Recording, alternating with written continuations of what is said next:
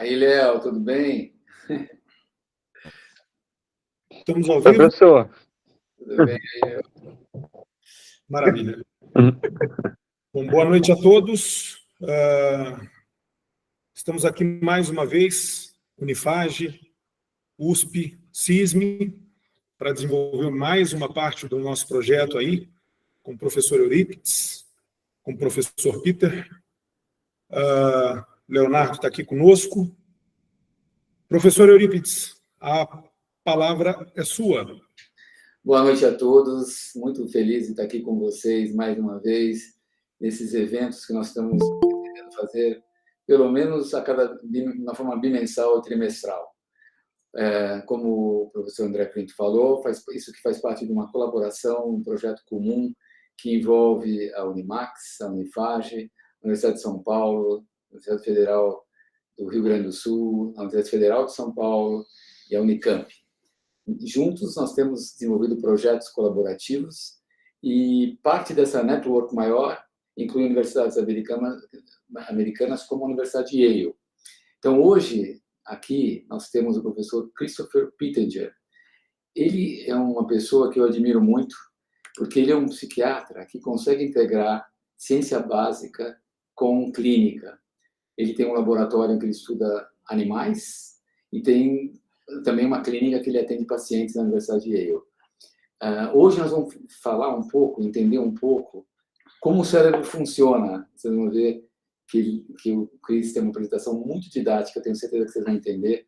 E para nós, psiquiatras, entender como o cérebro funciona é muito importante porque a gente entende que os transtornos mentais são anormalidades, disfunções em networks, em redes neuronais. Então, a gente tem uma base de entendimento do funcionamento cerebral, é fundamental para entender a origem, a natureza dos transtornos mentais. So, Chris, now I speak in English. So, Chris, after so many times here in Brazil and talking with us all these days, I'm sure your Portuguese is much improved now. No, maybe improved, still terrible. So, let me say in the name of UniFAJ, UniMAX, USP, several universities included in this big project that we call CISM, o Centro Nacional de Inovação e Pesquisa em Saúde Mental. So, this is a lecture part of this program that we have in this collaboration, and we appreciate a lot having you here today, and we're eager to learn with you about how brain works. Please, go ahead.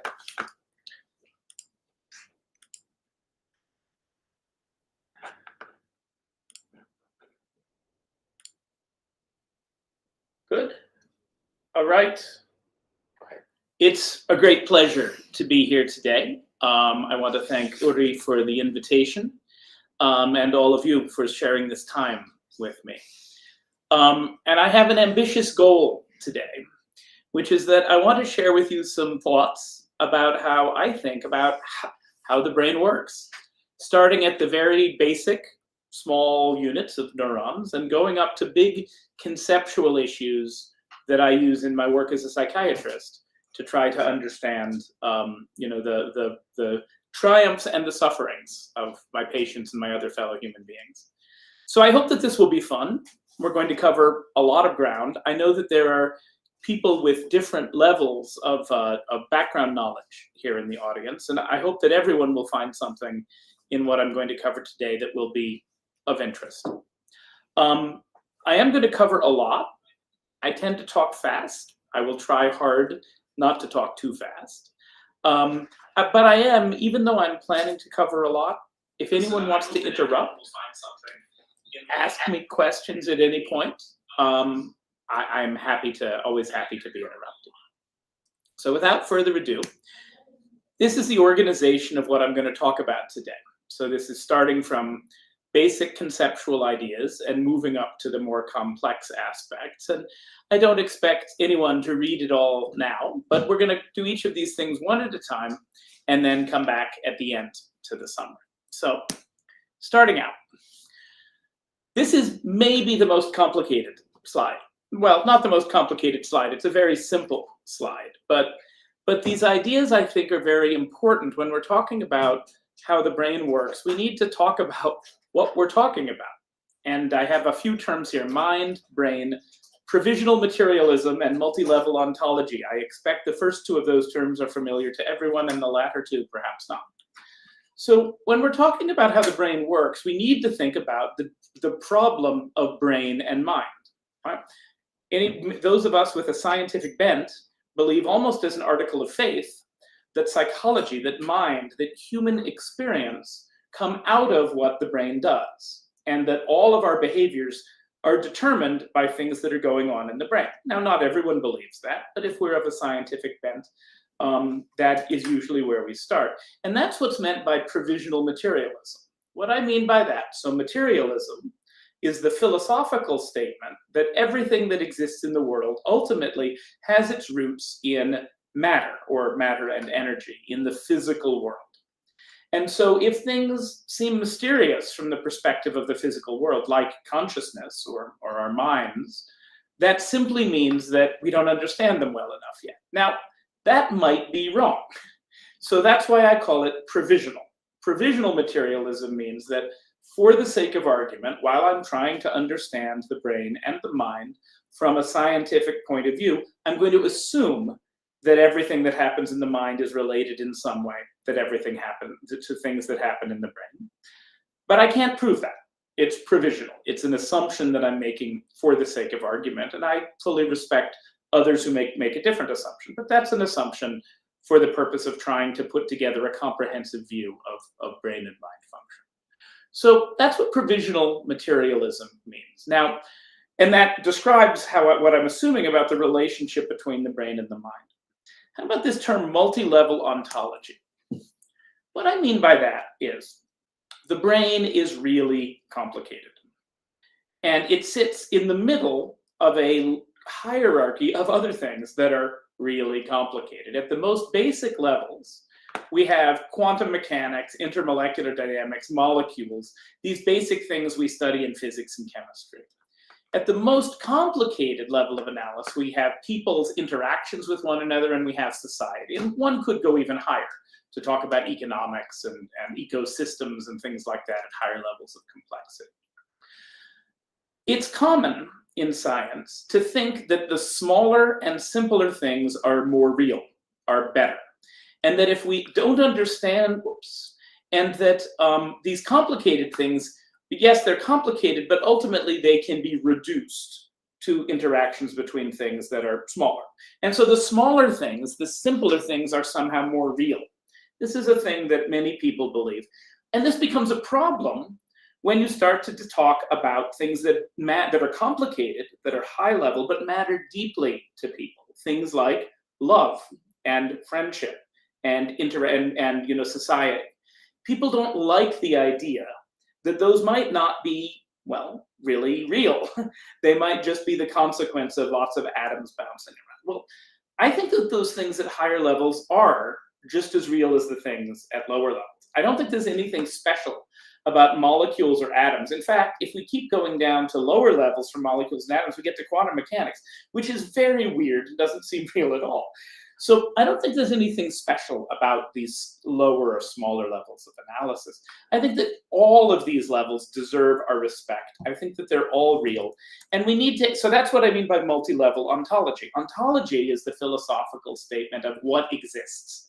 Ontological study is what exists. So I think that things exist at multiple levels, not only the small things, but all the levels. Seems intuitive, but often when we get into science, it gets complicated. And then we need to recognize that when we're studying things at different levels in what I've laid out, a sort of cartoon hierarchy of complexity in the world, we use different tools to analyze different levels. So we use molecular biology. Ultimately, down here, we use physics. But then we use chemistry and molecular biology to talk about things that are happening at the level of molecules and genes and proteins. Genetics can help us understand molecular networks, but then up through neurobiology, neuroanatomy, information science becomes incredibly important when we try to analyze systems as complicated to the brain. And we get to these very high levels of abstraction, and we use concepts of psychology. All of these are important. And so I try to keep it in mind, and I want us to keep in mind this multi-level structure to what we're trying to understand. Our job, in my view, as scientists, is not to reduce everything down to the simplest level. Often when we try to do that, we lose what really matters. Our job is to understand what the right level is to try to understand each thing, and then to try to understand the interactions between them. So that is the overall frame. Another really important frame is that of evolution. So from my provisional materialist stance, I'm going to assume that humans evolved, our brains evolved, and our behavior evolved. This is an evolutionary tree of the brains of mammals, going from the platypus down here, the bandicoot, an Australian marsupial. Somewhere in here we have the rat and the mouse. I spend a lot of my time in my basic lab studying mice. Big brains like, the zebras, I'm surprised that's that big. The elephant brain. And here we have the human brain. So the human brain has many cousins. They all have the same basic organization. They all evolved. Why does that matter? Well, if the brain is evolved and not designed, and again, that's a sort of a consequence of my stance of provisional materialism. I'm assuming that material processes led to the development of our brains and minds, and the brain evolved, then that has certain implications. It wasn't designed, which means it may not follow engineering principles. It may not work the way we think it should. It may not be perfectly logical. The brain's job is not to be logical. The brain's job is not even to understand the world. It's certainly not to understand the brain. The brain's job is to help us survive and to reproduce. That's what evolution teaches us. And so it's actually quite remarkable that the brain is as good as it is at doing abstract things like writing literature or giving lectures about neurobiology or contemplating the philosophical mysteries of consciousness. That's very strange and really glorious that a brain that evolved to help us survive can do all of these things. But it's important to realize that we're asking the brain to do lots of things that it didn't evolve to do. We can't expect it to be logical. We can't expect it to be perfectly adapted to modern society. And frankly, it's not the brain's job to make us happy. It's the brain's job to help us survive. Okay? Adaptations in the brain persist because they work, not because they're elegant, not because they're the perfect design choice.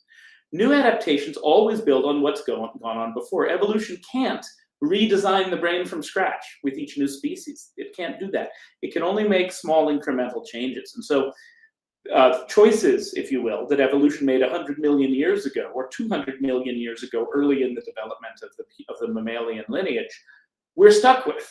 And this is another reason why the brain may not work in the most logical and elegant way we can imagine. Okay. The final thing about the human brain is it's very hard to build a brain as big as the human brain. It uses a lot of energy. It uses about 20% of the energy. And it has to fit in the skull. And the human skull can't get any bigger because of the mechanics of childbirth. If the skull got any bigger, then women would not be able to bear children.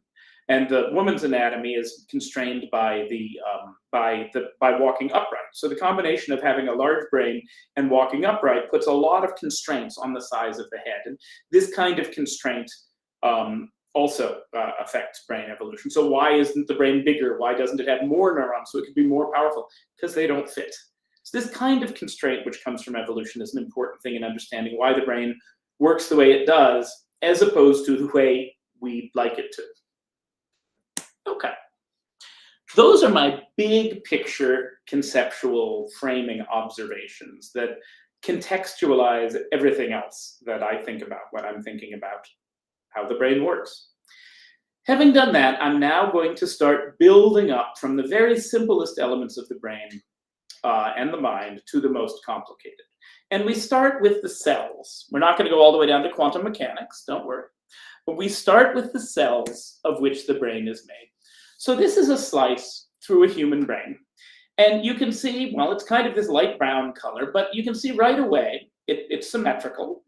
It has these wrinkly, curvy parts at the end. Those are called gyri and sulci. And it has a darker component on the outside that's called gray matter, and a lighter component on the inside that's called white matter. These are the neurons that make up the brain, and they live for the most part in the gray matter. So the gray matter is chock full of cells. And these neurons are beautiful, fascinating creatures. They have a cell body, and then they have all of these processes, which are called axons and dendrites. The white matter in the brain consists mostly of axons, and those are the wiring that connect one part of the brain to another. The gray matter consists of the cell bodies and the dendrites. And the basic way that the neurons function, which we'll get to, is that axons touch dendrites to convey information to the cell to the next axon. Now, neurons are beautiful. These are sketches of neurons that were done by Santiago Ramon y Cajal, the first modern neuroanatomist, back at the beginning of the 20th century. Cajal won, I believe, the 1904, maybe even the 1900 Nobel Prize, for the very first Nobel Prize for his work in clarifying the extraordinary variety of neurons. And all of these are neurons. They all have cell bodies, they all have dendrites, they all have axons, but they vary enormously in their size, their shape, their complexity. But they all follow the same basic pattern, which I've already described to you. There's a cell body, which has a nucleus, that's where the DNA lives. And from the cell body come many dendrites. Sometimes there's one very large dendrite coming out called the apical dendrite, and that was illustrated in some of those cells I showed you before. Sometimes there's not. Sometimes there's a collection of smaller ones. And then they all have an axon, which can go a very long way. How long away? It can go 2 meters. The axon of a single cell can go 2 meters because it can go from the motor cortex up in the top of your head all the way down to the bottom of your spinal cord, where then another axon can go from your spinal cord all the way down to your toes. So each of those axons is about 1 meter long. So very long extended cells with a complicated structure. And once again, the way that the general principle is that synapses on the dendrites cause information to flow from the cell dendrites to the cell body, down the axon, and to the end. Like that. Okay. So I've told you about these neurons.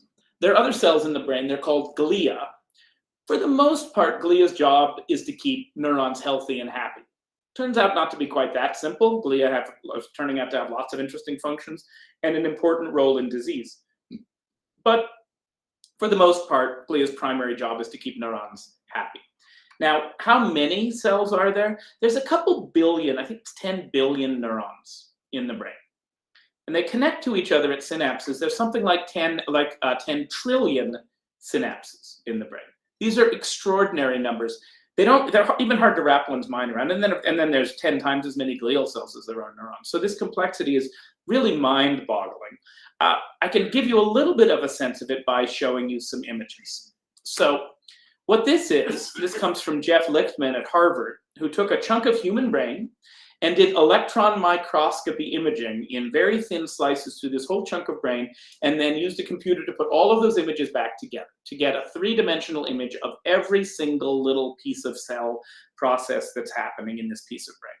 So what we see here is a slice of human brain in which about 20 large pyramidal neurons, that's these neurons with these great big long apical dendrites that are common in the cortex, about 20 of them have been identified with different colors.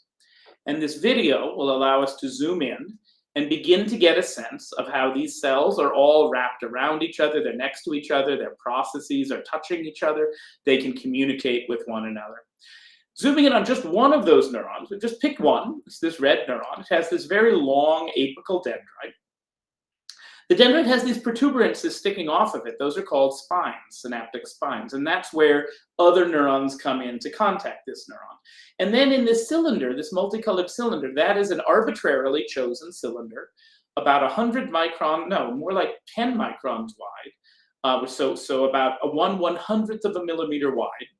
And in that cylinder, every single process from this neuron and all the other neurons has been identified. So now we're zooming in on that cylinder. This is the cylinder. There's actually 2 apical dendrites here. This red one, and over here there's a green one of a neighboring apical dendrite. And let's see what happens when we examine all of those components. So every color-coded component in this cylinder is a different piece of a different cell, a neuron, a neuronal cell, or a glial cell.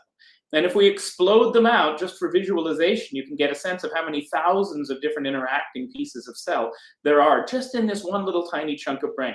You can see that red dendrite in the middle. You can see the large green dendrite next door. You can see some other large processes passing through. But there's thousands of components all interdigitated. And if we now pull those components apart to sort them by type, we have axons on the left. That's the parts of neurons that are sending information onward. We have dendrites on the right. And then in the middle, we have the different types of glial cells. And those can be subdivided into as is shown here. So my point here is simply to astound you with the extraordinary complexity of the cellular architecture of just one little tiny chunk of brain. To get to the whole brain, you have to multiply that by many millions to get to the complexity of the whole brain. So it's an astounding information processing machine whose complexity we're really just beginning to understand. Okay. I've already described how the core principle of how neurons connect with one another, how they transfer information, is that an impulse comes in from the dendrites of one neuron, is processed, and but by an impulse, I mean an electrical impulse. It's not quite the same as electricity running through a wire, which is through the flow of electrons. This is through the flow of ions, mostly sodium, potassium, and chloride ions. But they flow through the dendrites into the cell body and then out along the axon. And that is how information is passed along the length of a neuron. At the end of the axon, the neuron ends. So this is the end of one axon in a schematic drawing. This is the end of an axon. And then this is the beginning of a dendrite from the next cell. And what happens at this gap is critically important. This gap is called a synapse. And at a synapse, the axon releases little particles of neurotransmitter. A neurotransmitter is a chemical that bridges across the synapse, and that binds to receptors in this postsynaptic dendrite and activates the dendrite, and the whole process starts again. If I zoom in on a synapse, I can get enormous amounts of complexity. So this is a presynaptic axon terminal. This is a dendrite. I'm not going to go, this is a glutamate synapse. It uses the neurotransmitter glutamate to transfer information from the presynaptic to the postsynaptic cell. And all of these molecular components are the topic of deep study by neuroscientists. And have functional variation and can be a source of disease. There's enormous complexity here. But this is just to illustrate to you that what was shown as a blob on the axon and a blob on the dendrite, in fact, these are complicated structures with many components. All right. So synapses are important because they mediate communication from one neuron to the next. And so these neurons connected by synapses form a huge web of information processing capacity through the brain. Synapses are important for another reason, which is this. So now we're starting to get away from the basic building blocks, which are probably familiar to many of you, but maybe not to all. I hope there's been some interesting here, but I'm going to start to get more complicated things. And I want to put to you that the brain isn't static. The brain has to be able to change. What do I mean by that? Well, suppose that, I've been here in Sao Paulo for 2 days, and in those 2 days, I've learned a few things about Sao Paulo, okay, that I didn't know before. And so, for example, I've learned that there's a beautiful art museum, the MAC, that I spent this afternoon looking out over a park. I didn't know that before. Yesterday, if you had asked me, is there a beautiful art museum in Sao Paulo looking out over a park, I would have said, I don't know. Tomorrow, if you ask me that question, I would say, yes, there is. So my behavior has changed. And going back to the idea of provisional materialism, if I believe that any change in my behavior must mean a change in my brain, then something in my brain has changed because of that experience, because of learning something new about the place where I am today, that something must have changed in my brain. And it turns out that one of the key things that changes in the brain is the synapse. And that's what synaptic plasticity means. So this is a cartoon of the way we study this in a lab. There are 3 neurons here. A neuron with a cell body and an axon, synapsing. I've left out the dendrites in this cartoon. Synapsing on the next neuron with a cell body and an axon. We have 2 synapses here, so this other neuron here. Synaptic plasticity says if I have an experience which is encoded, which causes this neuron to fire, but doesn't cause this neuron to fire. And then this neuron causes the next neuron to fire. So we have a flow of information this way, but no flow of information this way. This synapse gets stronger. What does that mean? That means the next time this neuron is active, this one is going to be more active. It's going to be stronger. This is a way that we can change the flow of information through the network in the brain. And it is thought to be absolutely key to how we store information in the brain. And storing information is absolutely key to learning, to memory, to acquiring new skills, to surviving in the world. So this is a critical aspect of how the brain works. Okay. Now, there is another aspect of plasticity in the brain, which is neurogenesis. What is neurogenesis? Neurogenesis means the birth of new neurons. Now, most parts of the brain don't develop new neurons once we're adults. Neurons are born through in utero development, through infancy into childhood, and then they stop. We have the number of neurons we've got, and that's it.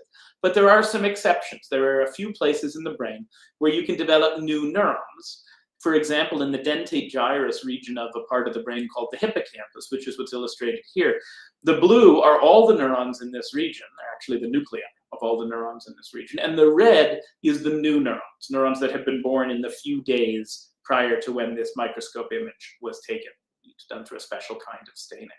And it turns out that these neurons are really important. They help maintain our mood, and they help maintain our cognition, our ability to think in certain ways. How do we know this? We know this because in animals, if we block the neurogenesis, then the animals have difficulty with the behavior that we think corresponds to their mood, and they have difficulty with learning. We also know that antidepressants and exercise and other things that stimulate the brain can increase the birth of new neurons. So this is another way that the brain changes over time in response to what happens in the world. So the brain changes, it stores information, and that is how we learn. Okay. So I've talked about neurons.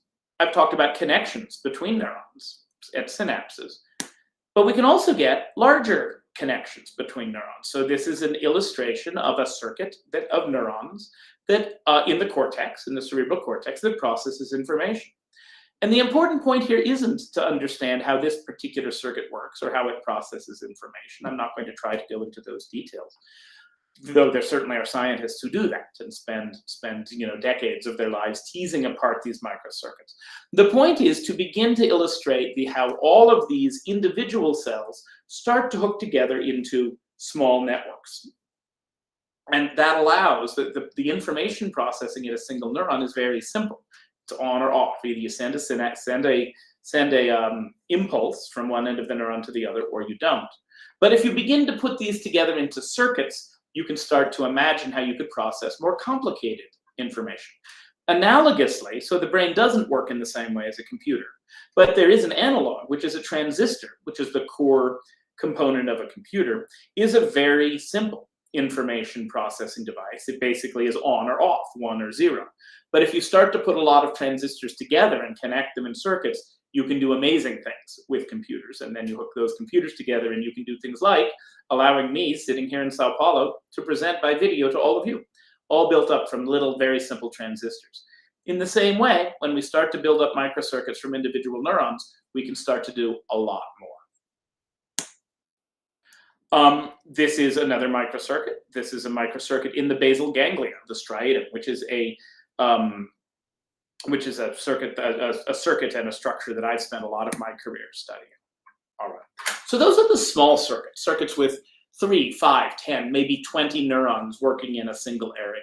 But I told you the brain has billions of neurons. Those small circuits are connected into larger circuits. So we're now getting away from the very small, away from the things that we need a microscope to see, into the things we can see with the naked eye, if there wasn't a skull in the way.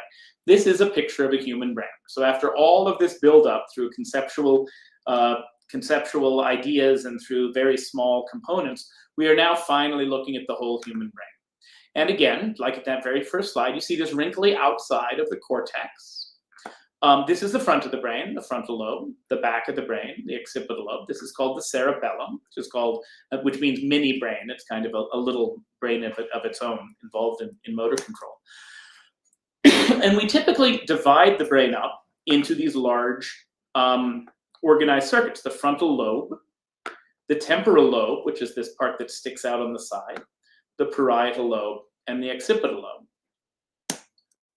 And we can use measurements using EEG, which means wires on the surface of the head, to measure the electrical performance of the brain, or using MRI imaging, which means using magnetic fields to look at differential blood flow in different regions of the brain, to measure how the brain is organized. So how the neurons in one part of the brain are communicating with, are passing information to neurons in another part of the brain. And that's what's illustrated here in a ridiculously complicated thing that is very hard to parse. The point is simply that different parts of the brain, separated from each other by many centimeters, many neuron lengths, are passing information back and forth to one another functionally. And the other thing you can see qualitatively by looking at this is that those connections aren't homogeneous. Some, for example, the tip of the temporal lobe here is very strongly connected with the occipital lobe back here, much more strongly than it is connected with other regions. So there's patterns here. We can also look at, this is another way of looking at connections between the brain. This is an image. I told you that the white matter within the brain is where most of the axons live. This is an image of those axons passing through the white matter. Now, in this case, I've turned the brain around a little. The front of the brain is over here now on the right. This is the back of the brain here, and we're looking down from above. And this shows very beautifully the wiring of the brain, the different connections that go along the length of the brain from the front to the back, that go out into the temporal lobe that I was illustrating before, and that cross from one side of the brain to the other. And again, we can use magnetic resonance imaging to show this. And so this begins to give us an idea of how information flows at a large scale, not just along single neurons, not just in microcircuits, but at a large scale through the brain. And putting all of this together, functional and structural connectivity between different parts of the brain, allows us to start to make wiring diagrams like this. So in this diagram, every point around this circle is a piece of the brain. And you can see these terms that I've been using. You can see the frontal lobe. So these are different regions of the frontal lobe, different regions of the parietal lobe, different regions of the temporal lobe. And this shows how they're all connected together. And the point that I want to make here is not to talk about any specific connections, because that becomes a very long discussion to try to, each of these connections is potentially different and interesting. The point that I want to make here is, again, that there's structure here. Some things are very strongly connected with one another. Look how strongly the frontal lobe is connected with itself. And then it connects out to the occipital lobe and to the insula and to the parietal lobe. But it's much more strongly connected with itself than it is with the rest of the brain. Same with the parietal lobe, much more strongly connected with itself than it is with other regions. So there's structure here. It's not random. And that structure ends up to be being very important to how information is processed in the brain. So that's the qualitative point, not all of the details, but just the observation that different parts of the brain are connected in a meaningful way that influences how they process information. And that leads to the idea of these large-scale functional networks. So what these large-scale networks are is that different parts of the brain, we can measure the brain by having someone in an MRI scanner, and we can measure how active each region of their brain is at any given moment. And it turns out that different parts of the brain are active at the same time. For example, if I measure the activity at this part of the brain right here, so this is a simplified version of the brain. It's less wrinkly than the real thing. It's sort of blown up by a computer to help us see the parts that would otherwise be hidden in the cell side. But you can see the basic structure, the front of the brain here, the temporal lobe here, the back here. This is looking from the inside, from the middle of the brain. So if I take this, if I measure the activity in this part of the brain right here, which is called the posterior cingulate cortex, and that activity is shown in the yellow line here, okay? Then I can look around the rest of the brain, and I'll find some regions that look very similar. For example, here on the medial prefrontal cortex, where the trace is shown in orange, the orange and the yellow traces look very similar. When one of them goes up, the other one goes up. When one of them goes down, the other one goes down. In contrast, if I look here, what's called the infraparietal sulcus, at this part of the brain, I get a signal that's almost exactly the opposite. When the posterior cingulate cortex goes up, the infraparietal sulcus brain region goes down. And we can do this across the whole brain. In this plot, the warm, the red, yellow, and orange regions are correlated with this green dot in the posterior cingulate cortex. The blue regions are anti-correlated. They're doing the opposite.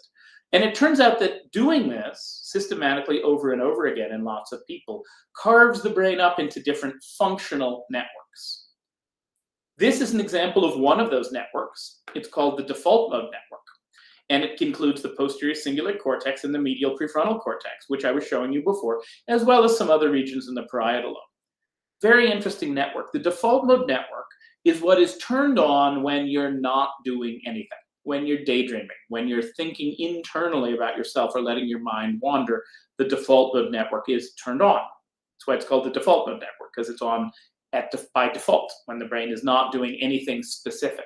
If you then switch to do something specific, like listen to my lecture or sing a song or solve a math problem, the default mode network turns down and other networks pick up.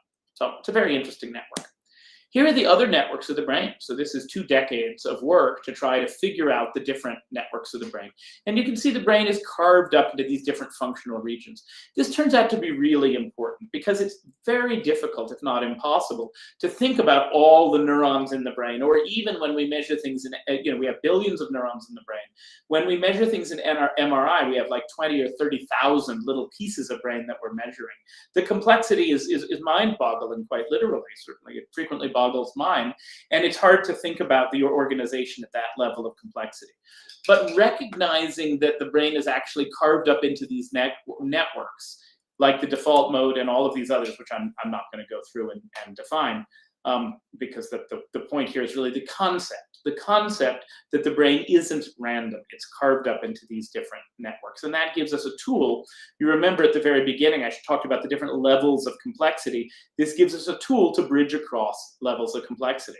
We don't need to be thinking about molecules because we can think about neurons. We don't need to think about neurons because we can think about networks. We don't need to think about microcircuits because we can be thinking about big networks, and depending on the question. So these conceptual links across the levels are what is helping us climb that ladder to greater and greater complexity.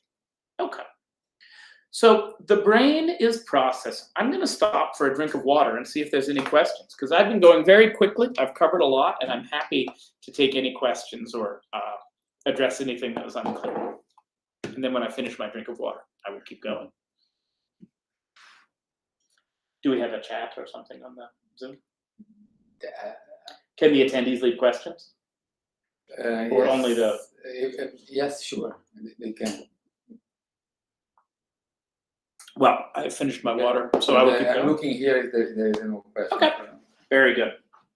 So we have these billions of neurons, dozens of functional networks in the brain. And now we can start thinking about how they process information. And one key concept here is the idea of modulatory neurotransmitters. What do I mean by a modulatory neurotransmitter?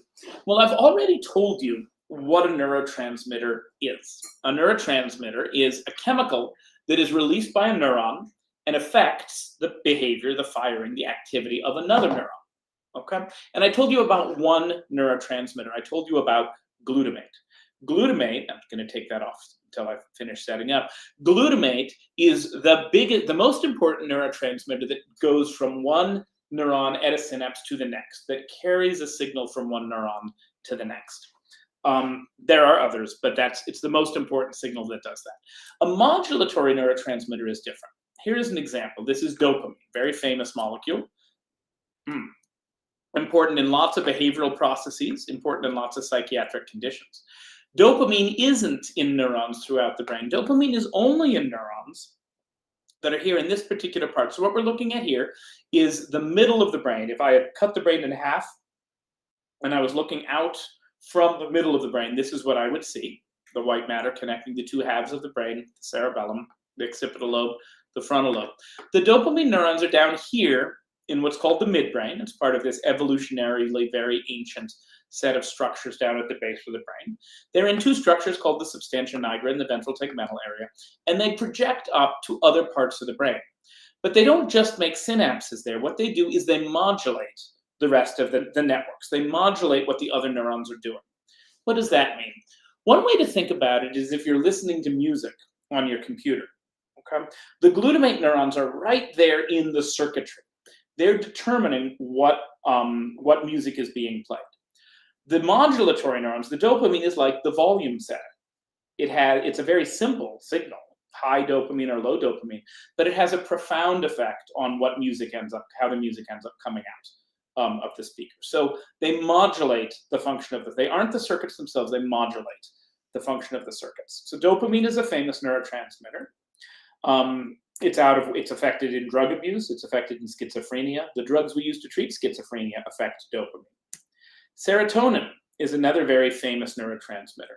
The neurons are also down here in the evolutionarily ancient part of the brain called the brainstem, in a different place. They're in what's called the Raphe nuclei, not in the substantia nigra, and they project all over. In fact, they project even more places than the dopaminergic neurons. And you all have probably heard of serotonin in the context of depression. Depression isn't caused by low serotonin, but drugs that affect serotonin can help with at least some cases of depression. So very important modulatory neurotransmitter. Another one is norepinephrine, also called noradrenaline. In a neighboring region in this evolutionarily ancient part of the brain, this is called the locus ceruleus, and the norepinephrine neurons also project everywhere. These are involved in anxiety and fear. When something startling happens, when you suddenly see a snake and you are filled with anxiety, you focus your attention, you're ready to run, that's a change in the brain circuit. It's a change in how the brain is processing information, which leads to a change in how you think and feel and how you focus your attention. That's caused by a surge in norepinephrine. And this obviously helps keep us alive because it helps us respond appropriately to danger. Thinking again about psychiatric illness, feeling that you're in a state of danger all the time is not good, and that's where anxiety disorders come from. So you can hear that many of our psychiatric disorders, which is a great focus of my time, can be thought of in relation to not only brain circuits, but how those brain circuits are modulated by these neurotransmitters. I have to put up histamine as another one because I study it a great deal. I'm not going to say a lot about it, but the pattern is now a similar one. The histamine neuron, so we're used to thinking of histamine as being involved in allergy and in the periphery of the body. But there's also histamine in the brain. The histamine neurons live here in the hypothalamus. And again, they project all over and they have a modulatory effect. A common theme. There are actually a lot of other modulatory neurotransmitters. There's 100 neuropeptides that have a similar organization, and I'm not going to go into those details. The point is that we have modulatory systems. We have a very complicated, detailed circuitry. It's connected in large-scale networks, and that circuitry at both the local level and the large-scale network level is modulated by these modulatory neurotransmitters, and we can begin to get some idea of how very complicated but yet organized and choreographed processing of information across the brain can occur. Okay. So I've begun talking about some psychiatric conditions, and psychiatric conditions are often about difficulty with emotion, with motivation, with our seeking of reward, and drug addiction is inappropriate seeking of reward. How does that work? So now we're about to make the leap from thinking about structures and networks to thinking about psychology and behavior. And in that hierarchy of different levels of analysis or different levels of complexity that I showed you, this is the biggest leap. How do we go from thinking about information processing in networks to thought processing in minds? And there are mysteries here. I do not know how information processing in a network leads to the feeling of pain, or of hunger, or of seeing red, or of solving a math problem. I don't know how that happens. But as a provisional materialist, I believe that it does. So as we try to jump this level, we have to think about emotion. What is emotion? Well, thinking about evolution as the other one of our organizing principles, emotion is a core aspect of our psychology and how we behave and why we behave we do. It must have evolved. How did emotion evolve? Well, emotions are states of the brain, states of the mind, states of the network. I posit that all three of those mean the same thing, albeit from different perspectives, that change our behaviors in ways that might be adaptive, that often are adaptive. I mean, Feeling hungry, and that changes your behavior so that you seek food. That's obviously adaptive. Feeling afraid, and that changes your behavior so that you run away or protect yourself from the frightening thing. That will help you survive. Evolution likes things that help us survive. I think this is where emotions come from.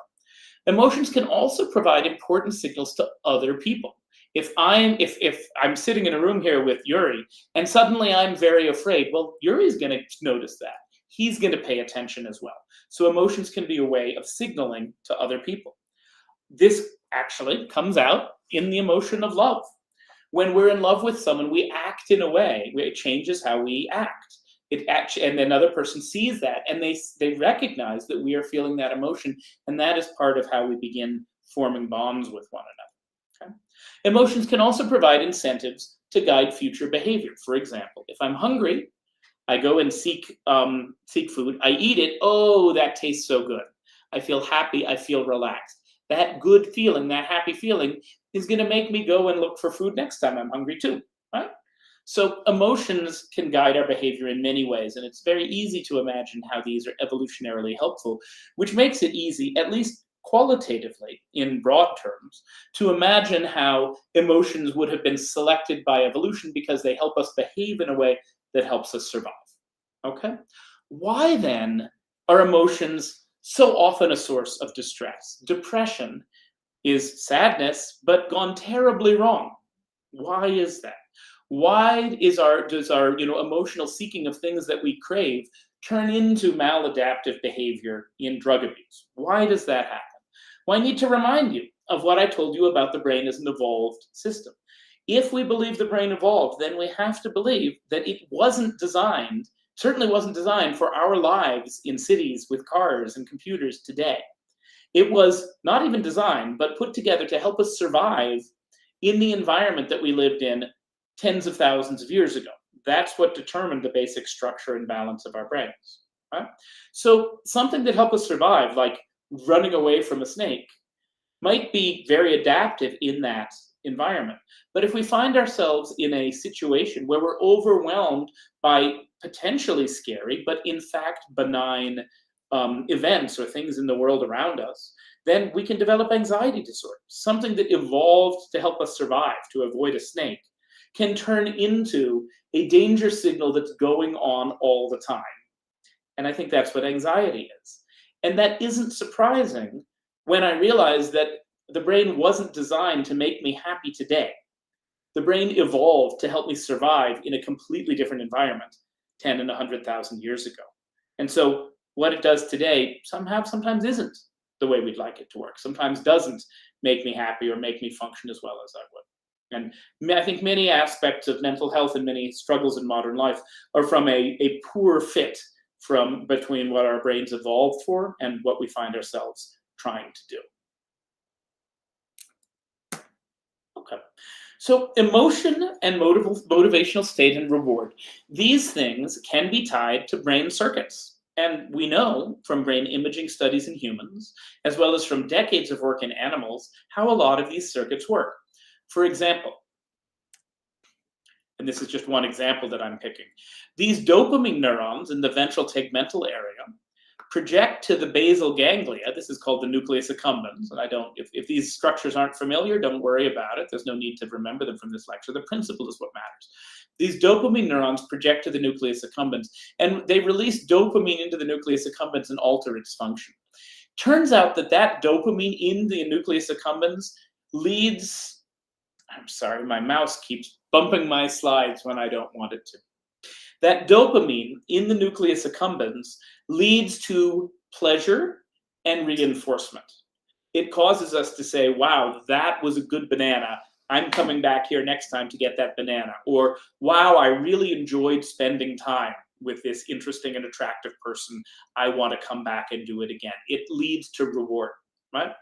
And we know this from animal studies where we can record and watch the neurons fire. We know this from human studies where we can use brain imaging to see these regions of the brain fire. We know this from both animal and human studies where there's a problem with the dopamine system and people can't learn from reward, or where the dopamine system is hijacked by cocaine or amphetamine or heroin, all of which affect this projection, and suddenly people are acting maladaptively for reward. So thinking about now, I've just put together several different concepts in one thing, which is that the modulatory neurotransmitters affect the brain's circuits which modulate emotions. So we can put these things together to begin to get a better understanding of what's going on. How about higher functions, the things that we like to think make us truly human, like attention and cognition? Well, these are getting a little more complicated, but we have a lot of neuroscience and a lot of psychology to help us understand them. This is the idea. So this figure is illustrating a particular model by a psychologist decades ago named Broadbent about how attention is equal to attention equates to a sensory filter. So this is an important concept. If we are moving through the world is a complicated place. There's much more going on around us than we can possibly manage at any given time. And so we use attention to focus on only the thing that is most important right now. Maybe the snake that was in front of us, maybe the attractive person who I've just met. Our attention focuses on the thing that is most important at that time. And we filter out everything else. And that's what's shown here. Lots of information comes into the sensory portions of the brain. It then goes up to a filter, and only a little bit gets through the filter. That allows us to use our frontal lobes, which is where a lot of the complicated decision making and more complicated information processing occurs. We couldn't possibly make decisions on all of the information that's in the world. We can only do it on a subset. So this filter helps us manage the attention overload. And then we can keep that information in mind and process it and use it to make decisions, conscious decisions about what to do next and so forth. So attention, we can think of as a filter, the filter that helps us pay attention, that only manage the limited amount of information that our brains are capable of handling at any given moment. We know a lot about what happens in the brain in cognition, and that some of that is illustrated here. So this is, again, an image of the brain blown up slightly to help us see down into the sulci. And we can see these different networks. These are two of those networks that I had before, the dorsolateral prefrontal cortex. This is called the dorsal attentional network. Okay. This here is called the salience network. The salience network helps us decide what matters, helps us decide what's really important in all the information around us right now, what's most important. And it modulates what information gets to the attention, to the cognitive network, the central executive network. So these networks interact with one another in order to filter the information through the mechanism of attention so that we get just the amount of information we're able to use.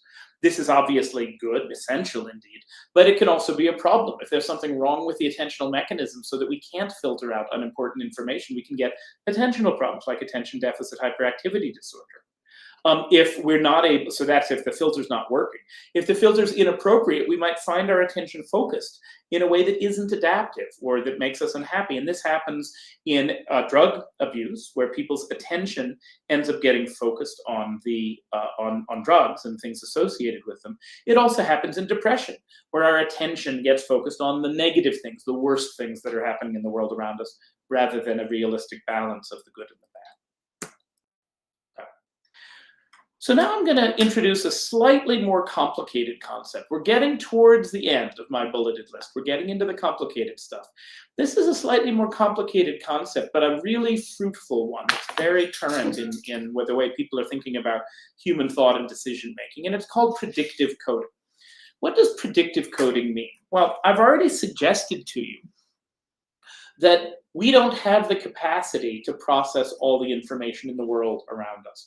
Only a portion of the information comes in through my eyes and ears. That goes to the sensory parts of my brain. But then I can only pay attention to a portion of that information. So we need a way to navigate a very complicated world that's based on a relatively small amount of information. And it turns out that we don't have enough information at any given moment to make good decisions, especially if we have to make them quickly. We just don't. So predictive coding is a solution to that problem. And what it is that the parts of the frontal lobe, the central executive network, these complicated, evolutionarily recent parts of the brain that are mediating cognitive function, are building models of the world. They are constantly, because the world actually is pretty predictable most of the time. So these models are constantly building predictions of the world and guessing what's going to happen next. And so it's the job of the sensory information as it comes in, not just to tell us what's going on, but to tell us if our predictions were correct. And if they were, we're in great shape. We already understand what's going on. If they weren't, it's time to pay attention. So that's illustrated here. This isn't a great figure, but this is a sketch of the brain. You'll see the familiar parts in gray. We have the frontal lobes here. We have the temporal lobe in the back of the brain here. And here's the idea. The sensory information comes in, it turns out, in the back of the brain. This is where the primary visual cortex is. That, and then it's processed here in the middle of the brain, and then the most abstract decisions are made in the front of the brain. I've simplified a little. There are abstract decision parts here in the parietal lobe, here in the temporal lobe. But for the most part, the most abstract decisions happen here in the front of the brain. So what this figure is trying to illustrate is that the front of the brain is making predictions. And it's feeding those predictions back to the middle levels of processing, which is feeding predictions back to the very basic levels of processing. So when you think you know what you're going to see, you have a prediction, and that's what you see, well, then everything's fine. You just go on with your day. You go on to the next task.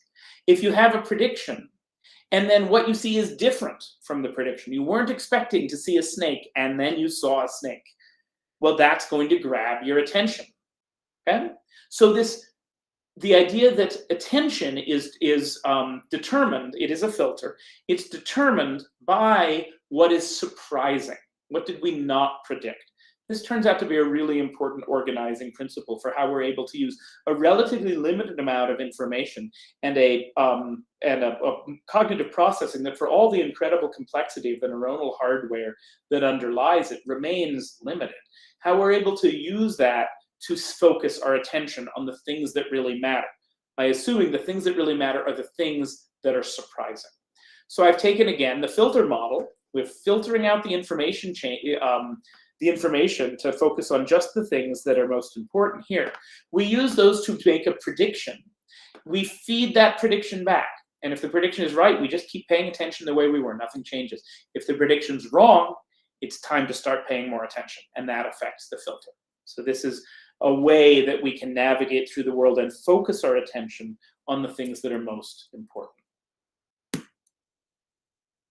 So what's good about predictive coding? It is a complicated concept, but a very important one in modern neuroscience. What's good about it? It's efficient. We don't have to constantly relearn about the world as we move through it. We can bring our assumptions about the world to bear, because most of the time, things work pretty much the way we think they will. It allows us to use a lot of past knowledge to inform our processing of what's going on in the present. That, again, allows it to be efficient. It allows us to be able to function even when our sensory information isn't really very good. For example, if the lights go out, you can usually, if you're in a familiar room, still find your way through it because you're making predictions about what's there, even though you don't have the sensory information to tell you. And it focuses our attention on the things that are most important, the things that are new and surprising. However, just like emotions can be a really useful signal to help us navigate our behavior, but they can also cause misery and psychiatric illness. Predictive coding is really efficient. Maybe it's the only way that we can navigate through a complicated world, but it does have problems. One is that it causes us to tend to see and hear what we expect to see and hear, right? If you have noisy information and you have to figure out what's going on, you see what you expect to see. This means that we may miss subtle novelties. Big, important novelties we're going to notice. They're errors in our prediction. They catch our attention. They surprise us. We pay attention. But subtle novelties we can miss because we didn't predict them. We don't see what we don't expect. Okay? if we may force ambiguous percepts into old frameworks. That's a complicatedly phrased thing. But what I mean by that is if we're in a new or unfamiliar situation, or if the information we have is kind of noisy, if it's dim out, if it's foggy, because we're using our past knowledge to interpret the present, we're going to take ambiguous things and force them into the way we think things should be. And that may lead us to extrapolate incorrectly based on past experience. What can this cause? This can cause blindness to the new. This can cause prejudice. What is prejudice? Prejudice is taking models that of other people that we've either absorbed from our culture or that we've learned from our own experience or some combination, and projecting them onto other people in the absence of any information that those other people deserve, the judgments we're making about them. Right? So I think that predictive coding is a really important way of understanding how we navigate a complex world. Again, it may be the only way that the brain could work because the world is so complicated. And I think that it creates problems. Just as fear can lead to anxiety disorders, I think the predictive coding can lead to prejudice in our society. Okay. This is the one of the last things I'm talking about, which is consciousness and qualia. What does that mean? Well, consciousness, we all have an intuition of what that means. It's the feeling that it is to be me. And this goes back a little bit to attention, right? We tend to be conscious of what we are attending to. The information we're paying attention to or what we are experiencing or what we're conscious of. So there's a very close relationship between consciousness and attention. And this brings us to the idea of the easy and the hard problems. The easy, these from philosophy. A guy named Chalmers, David Chalmers, came up with this way of framing it. The easy problem of consciousness is basically the problem of attention. It's what am I conscious of at any moment? Why am I conscious of that? I'm conscious of that because it's important. I'm conscious of it because it's associated with emotions. I'm conscious of it because it was surprising, because it grabbed my attention. So what is in my consciousness? What am I conscious of at any moment? That's the easy problem.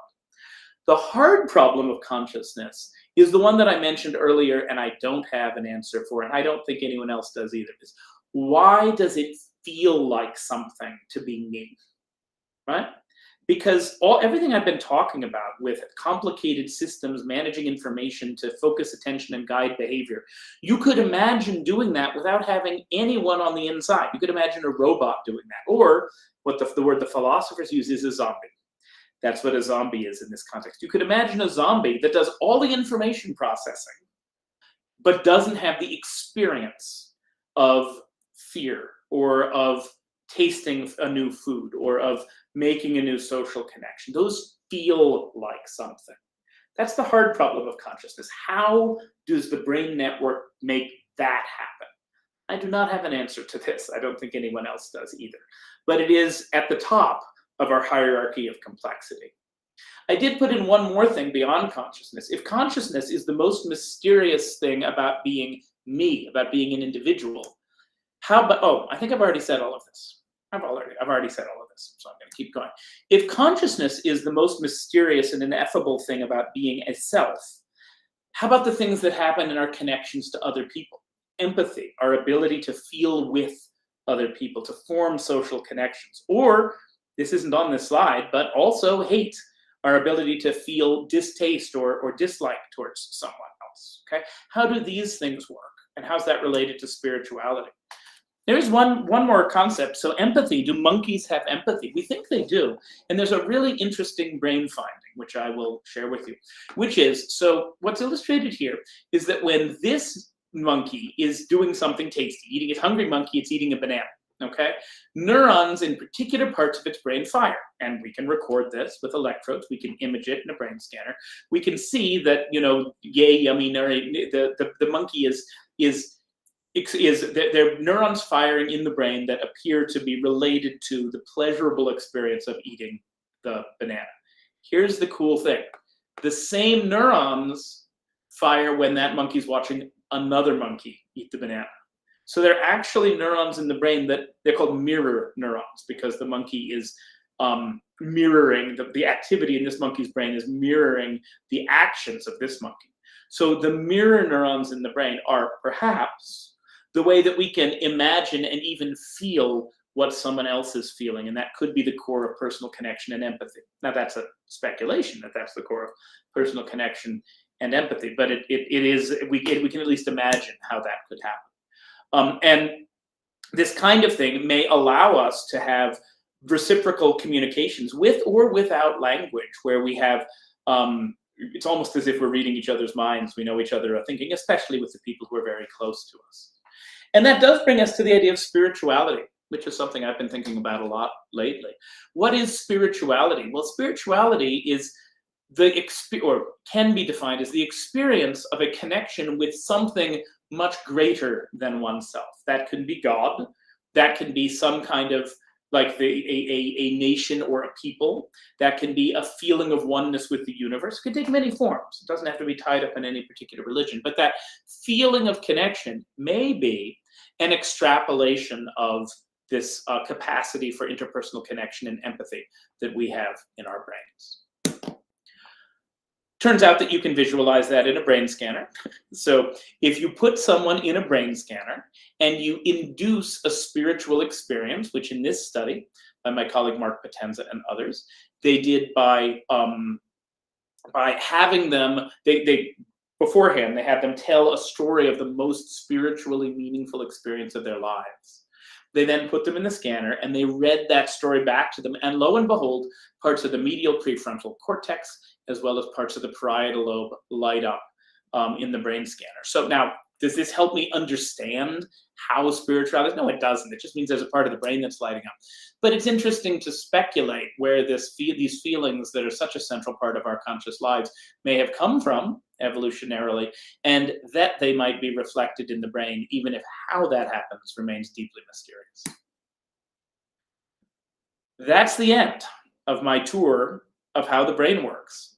So just to review, I started with some conceptual ideas that I think are really important, and I think we can get ourselves in trouble when we jump in and start trying to explain things without laying our conceptual framework first. So I talked about the relationship of mind to brain, which remains mysterious and complicated, but we use the stance of provisional materialism to guide us, which tells us that we're going to assume, for the time being, that mind is related to brain, and everything that happens in the mind is related to something in the brain.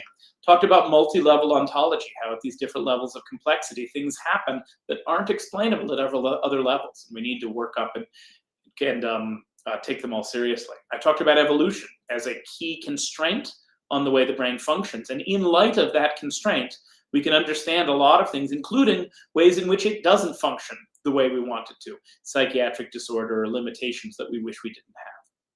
Then I started with very small neurons and glia, synapses, talked about how the brain changes with experience, which is absolutely central to its function, how neurons are worked together in microcircuits, macrocircuits, and these very large-scale functional networks in order to process information from very simple to much more complicated forms of representation, how these are modulated by things like dopamine and serotonin.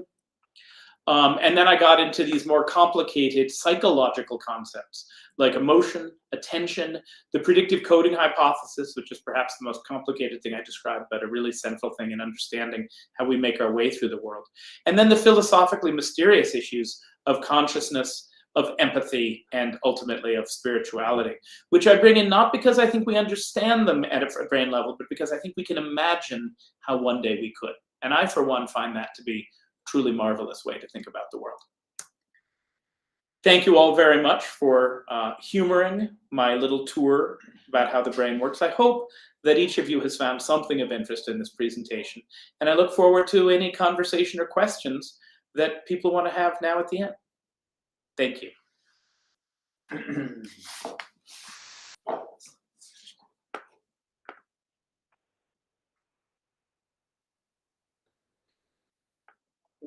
Congratulations, Chris.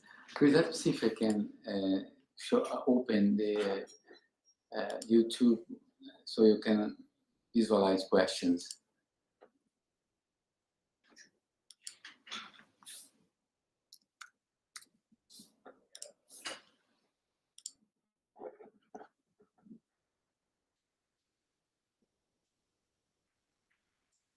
Can you see the question?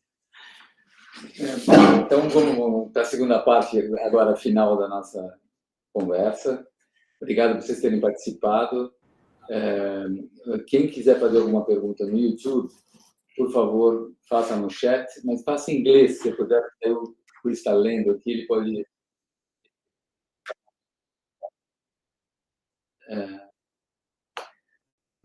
Chris, congratulations. I haven't seen a lecture so comprehensive. So you were able to talk at the basic level until making us to understand, to have a clue what is spirituality.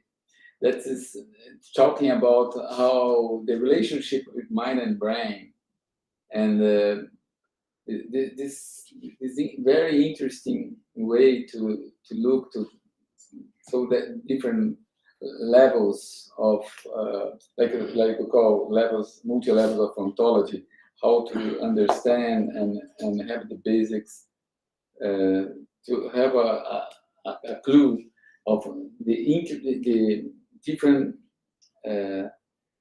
levels of how brain works, from circuits, microcircuits, microcircuits to microcircuits, to understand the modulatory effect of neurotransmitters, and how learning can happen through synaptic plasticity and neurogenesis, and putting all together to understand how we feel emotions and more complex behaviors like reward and motivation, and understanding attention. And even we were able to bring this idea that the brain is a predictive machine, and understanding how conscience and empathy could happen in the relationships. Talk about mirror neurons. I can't believe you were able to also help us to understand the basis of empathy, talking about mirror neurons and things like that. So it was an incredible opportunity to learn today. Então, eu queria agora ver se vocês querem fazer alguma pergunta.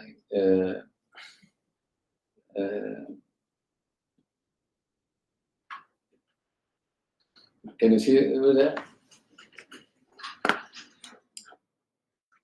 I can't tell if there are any questions. I think it's me, just me talking. Yeah.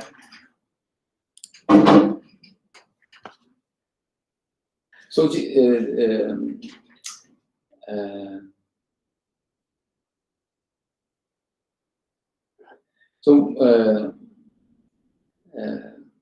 Chris, maybe you could talk a little bit. So I mentioned in the beginning the idea that psychiatric disorders or mental conditions reflect abnormalities in the brain, in networks. Can you talk a little bit how you see these disorders like OCD, where people have these incredible and comfortable thoughts that follow sometimes with, or simultaneously are accompanied by anxiety and discomfort, Sure. and help them to engage in behaviors. How can you translate that in a model of network abnormality? And how can then use this concept to think about treatments? Sure. Yeah, so OCD is an interesting case because we actually know quite a bit about what parts of the brain are functioning abnormally in individuals with OCD. Let me take a step back because I don't know how familiar everyone here is with OCD. This isn't an OCD group, it's a broader group. Sure, right? Sure, yes. Okay. Yeah, so OCD is a psychiatric disorder that I studied, that Uri studies, has for many years. And it affects about 1 person in 40, so it's not rare.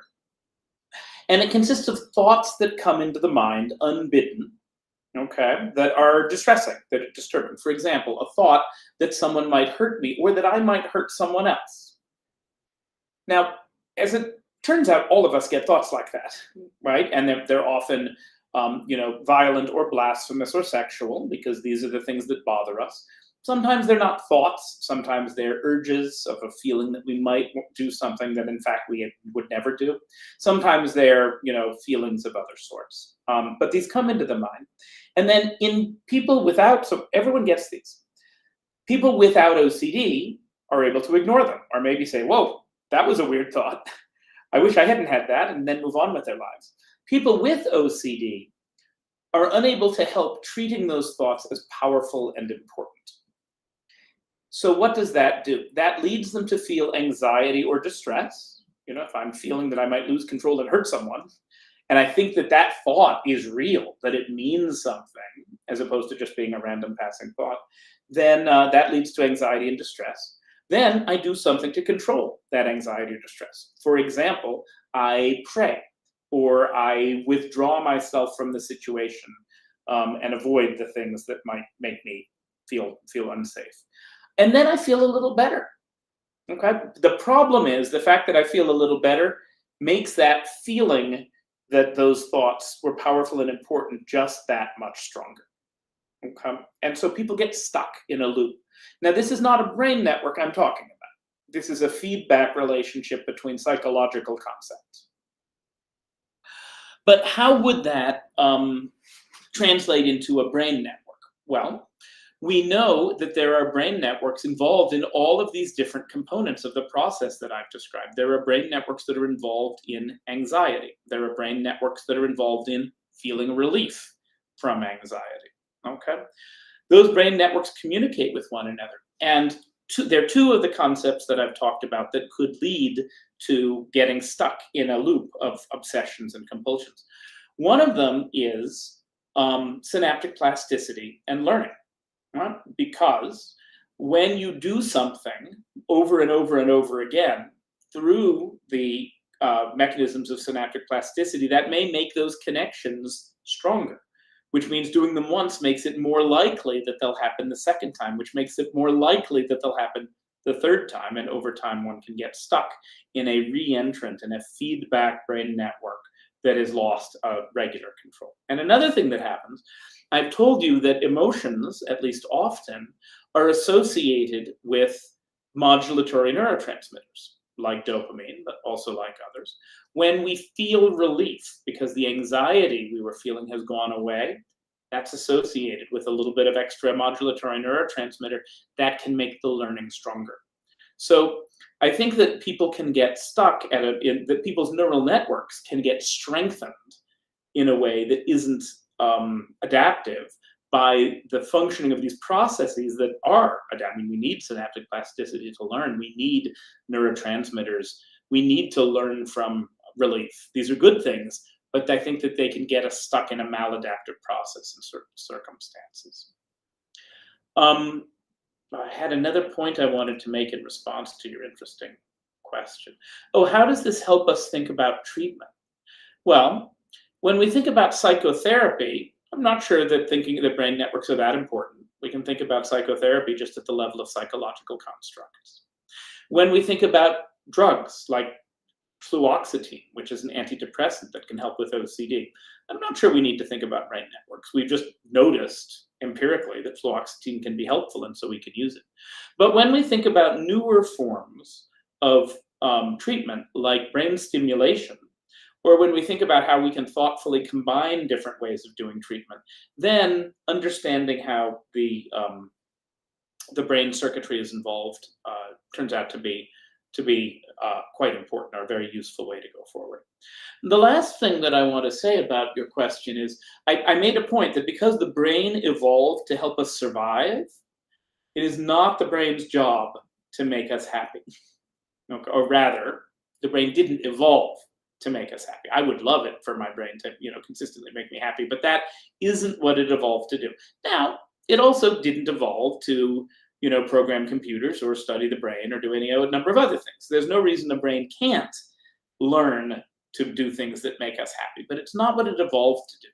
Some aspects of OCD may actually have been adaptive. They may have been good for survival in the in the environment in which we evolved. For example, one type of intrusive thought is about contamination.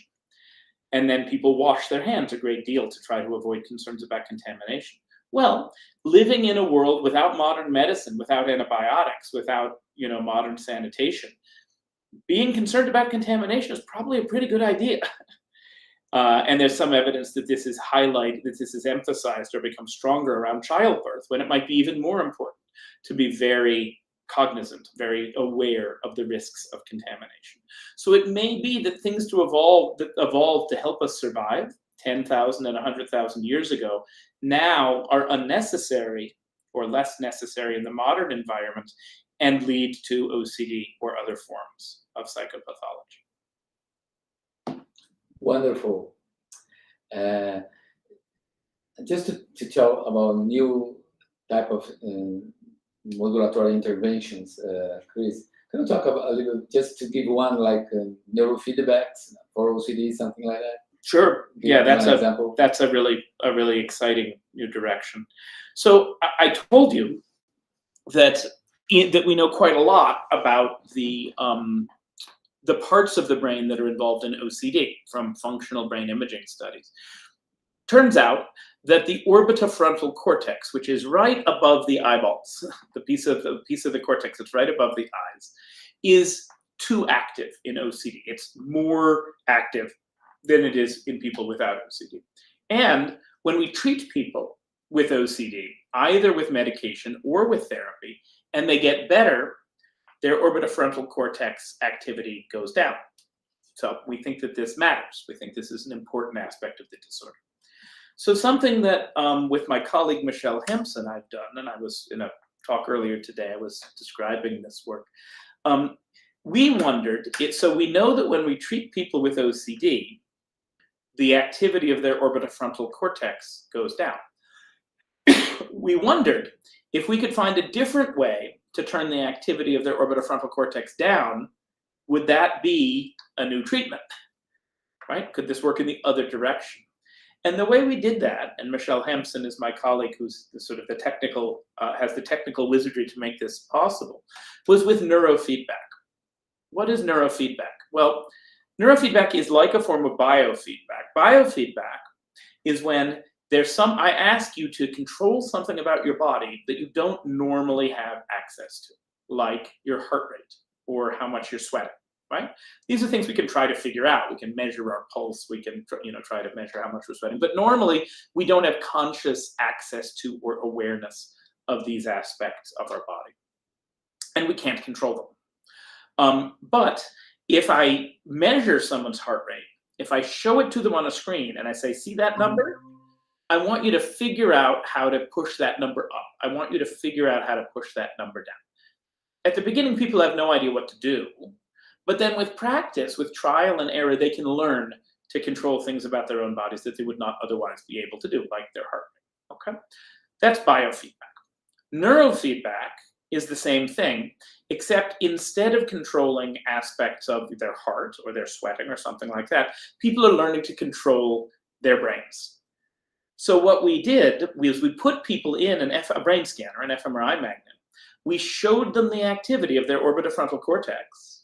And we said, hey, I want you to just try stuff until you figure out how to control that activity. And sure enough, after a couple hours of practice of trial and error, people could learn to push their orbitofrontal cortex activity up or to push it back down again. We first did this in people without OCD. It worked. It affected the functional connections in their brains. It affected how anxious they were made by pictures of contaminated scenes. We then went back and did the same thing in people with OCD, and it actually made their symptoms better for a period of at least 4 weeks, which was as long as we looked. Now, it didn't make their symptoms enormously better. It was a real effect. It was statistically significant. It wasn't a big effect. And so now we're thinking about, now that we've proven that this can work, how do we make it work better so that we can turn it into a treatment? But it is an example of trying to take a brain manipulation, take advantage of the phenomenon of learning and synaptic plasticity in order to change the network wiring to have an effect on emotions. So it's kind of working across several of the different levels that I've described to you here. Perfect, Chris. André, I couldn't find the questions. Desculpa, eu não encontrei perguntas aqui, André. Podemos também não. Então, fazer um fechamento. So, Chris, I'll make it in Portuguese. To end up in Portuguese, no problem. Então, mais uma vez, eu queria agradecer a todos por terem participado e espero que vocês tenham apreciado, como eu, a capacidade que ele teve de fazer uma viagem com a gente sobre como o cérebro funciona, discutir conceitos complexos como mente e cérebro, entender o funcionamento do cérebro em vários níveis de complexidade, desde o funcionamento do neurônio, das células da glia que envolvem, alimentam, controlam e modulam os neurônios, a microcircuitos, macrocircuitos, como aprendizado pode envolver facilitação em conexões sinápticas, se aumenta o fluxo entre algumas sinapses, se forma ali um tipo de fluxo de conhecimento, de aprendizado, como que isso pode refletir-se em como a gente sente, circuitos envolvidos que estão ligados como a gente sente quando a gente tem medo, quando a gente tem ansiedade, circuitos de recompensa quando a gente tem prazer, as substâncias, os neurotransmissores que modulam esses circuitos e envolvem esses comportamentos de prazer e de ansiedade, depressão, como a nossa atenção filtra o que está acontecendo ao nosso redor, a importância disso, como a gente faz predições sobre o que vai acontecer, porque isso também é adaptativo. E depois, no final, eu pedi para ele fazer uma tradução disso para as doenças mentais, né? Então, a partir dessa compreensão que a gente tem de circuitos cerebrais, substâncias que modulam esses circuitos, como alterações desses circuitos podem se refletir numa doença chamada transtorno obsessivo compulsivo, né? E que envolve, então, áreas do cérebro, e daí, como a gente vai pensar em tratamentos utilizando esse modelo, ou seja, você pode interferir nesses circuitos, e ao interferir nesses circuitos, você pode melhorar os sintomas. Então, ele falou das medicações, falou da terapia, tratamento mais psicológicos, como a psicoterapia, tratamento mais farmacológico, como os remédios, mas particularmente ele falou desse neurofeedback, que é ensinar o indivíduo a modular networks, no caso do toque, na network que envolve o córtex frontal. E ele tem um estudo super original que eles fizeram na Yale, que eles, ao diminuir a atividade do córtex frontal, eles conseguiram melhorar o comportamento obsessivo, diminuir esse comportamento compulsivo dos pacientes com toque, alterando, modulando o cérebro, ensinando o indivíduo a modular o seu próprio cérebro.